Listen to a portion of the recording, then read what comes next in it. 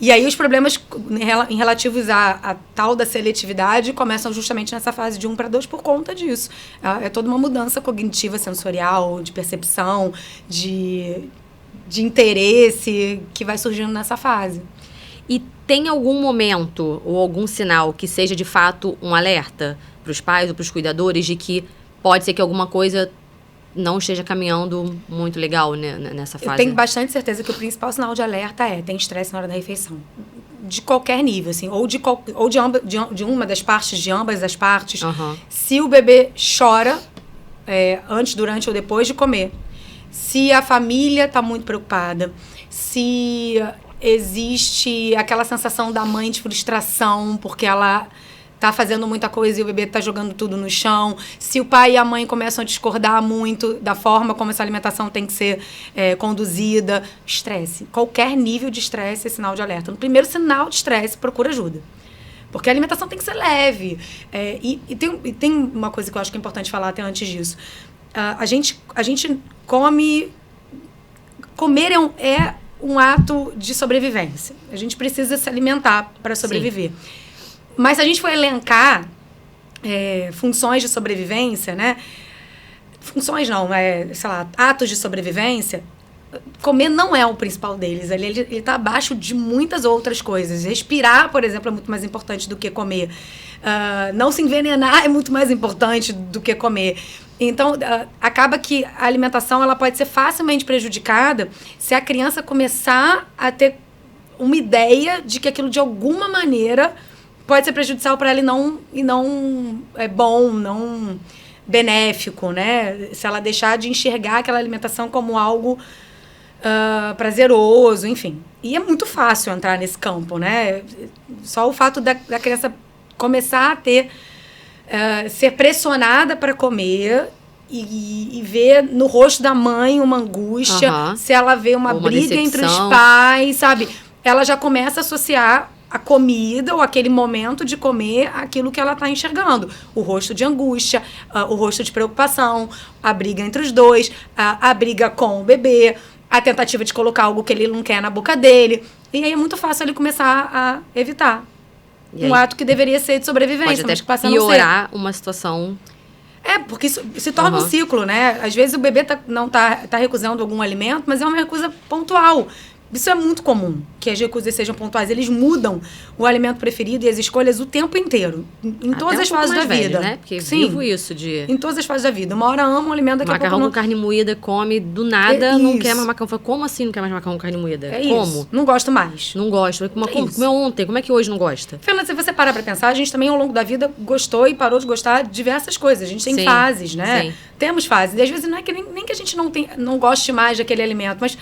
Nesse momento, eu não tô... quero, ou enjoei, comi tanto que enjoei, não tô mais, sei lá. Preciso de um tempo. Depois eu redescubro que eu gosto daquilo ali. E isso vai acontecer com as crianças também. Só que as crianças acabam... como tem um adulto por trás que se sente responsável e comer bem na cabeça de todo mundo é algo basal para essa criança se desenvolver bem... Essa família não consegue deixar a criança dizer não, porque, imagina, ela não vai comer e ela vai ficar doente, e ela não vai ter os nutrientes que ela precisa para aprender, para crescer. Exato. Então, surge um monte de preocupações e essa família começa... A culpa vai ser minha. Exato.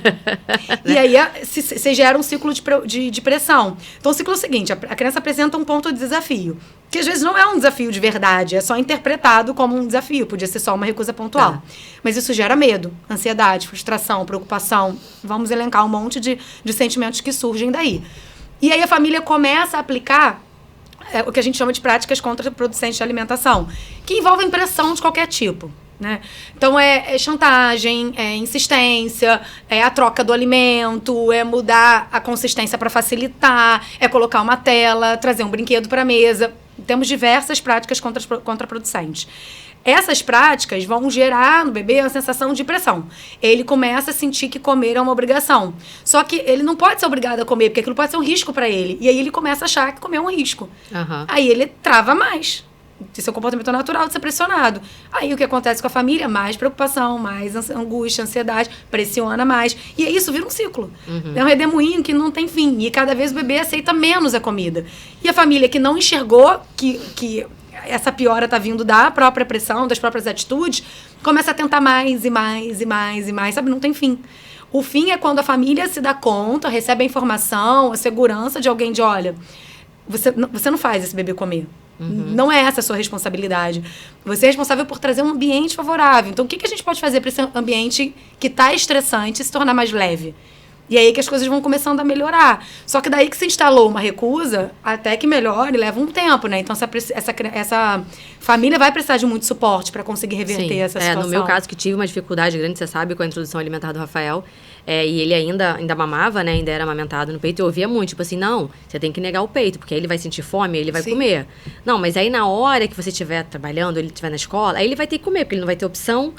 E não é assim, né? Você viveu isso. Isso não aconteceu. Eu chegava do trabalho, ele desesperado, querendo mamar, mas não tinha favorecido nem melhorado a alimentação durante o dia. Não vai. Não adianta forçar a barra de deixar a criança com fome. Isso é uma falácia da alimentação infantil. Eu costumo brincar com os meus pacientes, com os pais dos meus pacientes. Eu falo assim, se me deixasse uma ilha deserta com uma panela de dobradinho, eu provavelmente ia morrer de fome. Porque não basta ter fome para comer. Não basta, tem coisa que você não consegue comer. Sim. Eu tô brincando, provavelmente eu comeria dobradinho pra sobreviver, mas eu sou adulta, né? Exatamente. A criança não, eu acho que a criança de verdade ela morreria de fome, mas não comeria dobradinha, porque ela não tem o mesmo nível de raciocínio que a gente tem, ela não tem o entendimento que a gente tem. Então, pra ela aquilo não é comida, ela não consegue enxergar. Acho que tinha um pouco disso, a criança pode ser que não entenda aquilo ali como um elemento que vai matar a fome dela. Não. A barriga tá doendo, né? Tá fazendo barulhinho, tá com fome. Mas não é isso aqui que mata a minha fome. Ela não consegue, existe um bloqueio. Associar como aquilo ali sendo isso aqui vai resolver esse problema. Especialmente se é um pequeno, né? Se é um menorzinho. Você tá falando de um maiorzinho, sei lá, uns 3, 4 anos, já consegue entender que é comida. Mas ele entender que é comida não faz ele conseguir comer. É muito mais profundo do que isso, sabe? E é só pensar... Qualquer um de nós já passou por alguma situação de não conseguir experimentar alguma coisa depois de adulto. Sim.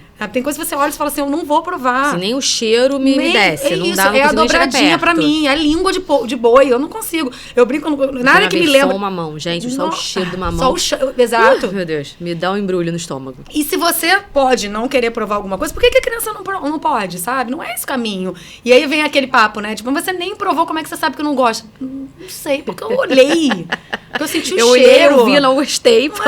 Isso, eu nunca provei dobradinho, eu sei que eu não gosto, eu não vou comer. Me deixa eu não comer. Um dia, quem sabe, eu aprendo o cheiro dela, o aspecto dela não me apetece. Eu não consigo ficar na casa, né? Eu tava falando outro dia com alguém que dobradinho é um negócio que contamina o ambiente, né? Eu não consigo ficar na casa. Se fizerem dobradinho, eu vou ter que sair de casa, vou dar uma volta na rua. Dobradinho é um negócio que contamina o ambiente, o cheiro fica em tudo ali. Eu trabalhei na chefia do hospital uma vez e eu tinha que fazer a parte de cozinha também. E tinha uma vez no mês, tinha dobradinha.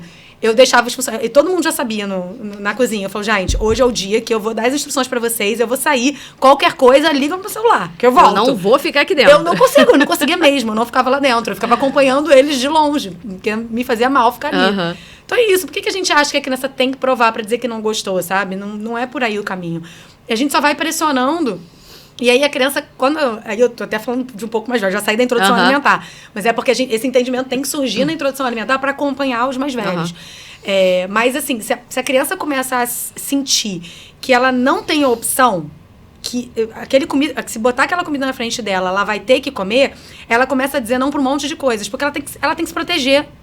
Então é melhor ela nem deixar aquilo chegar perto dela, porque a chance de alguém tentar obrigar ela a comer é muito grande. Então a gente vai afastando cada vez. A gente, ao invés de trazer a criança para mais próximo daquele alimento, a gente afasta. E isso esse comportamento normalmente já começa em torno de 1 ano e meio. Ele já tem uma capacidade cognitiva suficiente para gerar esse receio e esse afastamento já desde 1 ano e meio. Apesar de ser aquele serzinho pequenininho ali que você acha que não tem... O instinto protetor é forte desde sempre, né? Daí nessa idade. É porque é justamente por essa fase, em torno de uns 20 meses mais ou menos, que surge a neofobia. E ainda na fase de introdução alimentar. A neofobia é medo de novidades. E quem tem criança mais ou menos dessa idade começa a perceber que é justamente nesse período que eles começam a demonstrar alguns medos que eles não tinham antes. Então, eles chegam em lugares novos, eles agarram ali na perna da mãe. Assim, nossa, sempre foi com todo mundo, de repente não vai mais. Exatamente. Porque eles começam a ficar com um certo receio. Isso é importante, né? Pro desenvolvimento. De defesa mesmo. Pra sobrevivência como um todo. E a comida, a comida, a gente pode sobreviver ou morrer pela boca, né? Sim. Então a gente tem que proteger muito a nossa boca. Ela é a nossa maior área de superfície com o mundo externo. A boca no intestino, o trato gastrointestinal. A maior parte do mundo externo entra pra gente pela boca. Então a gente precisa proteger ela. Então onde é que essa neofobia primeiro surge? A comida. É novo, eu não conheço, eu vou me proteger e eu não vou colocar na minha boca. Então as crianças a partir de 20 meses, mais ou menos, algumas um pouco antes, algumas um pouco depois, elas começam a ter receio de provar coisas novas. Isso não é ruim. E aí, quem está na introdução alimentar tem que saber que isso vai acontecer em algum momento, para não pressionar essa criança. A gente vai gerando curiosidade. Essa criança tem que querer provar aquele alimento. E aí é um processo para isso acontecer. Se você gostou desse corte, você pode conferir esse conteúdo na íntegra clicando no link aqui ao lado. Não deixe de dar aquela curtida, se inscreva no canal e não deixe de seguir a Wi-Fi nas redes sociais. Os links vão estar na descrição. Lembrando que esse corte é um oferecimento da Interlife. Até a próxima!